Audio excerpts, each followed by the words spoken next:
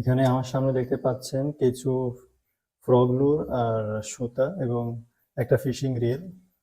এই সবগুলো প্রোডাক্ট আজকে চলে যাবে ফোরকান ভাইয়ের কাছে চাঁদপুরে। তো উনি এখানে 4টা ফ্রগ লু নিয়েছেন এক ক্যাটাগরির ভিতরে, আর একটা প্রপেলার ফ্রগ লু নিয়েছেন, একটা সফট ফ্রগ লু নিয়েছেন যেটা স্পুন ছাড়া। তো এখানে 4টা কালারের ফ্রগ লুর আছে, যেগুলো হচ্ছে 8 গ্রাম ওজন করে। আর এগুলো পিছনে স্পুন দেয়া আছে। 4টা কালার তিনি নিয়েছেন। আর এখানে একটা নিয়েছেন পপুলার, যেটা পানিতে ঘুরবে। এটা একটা নিয়েছেন সবুজ কালার। আর এটা ছোট একটা মিনি লুর নিয়েছেন, যেটা হচ্ছে 5 গ্রাম ওয়েটের, সবুজ এবং কালোর ভিতরে।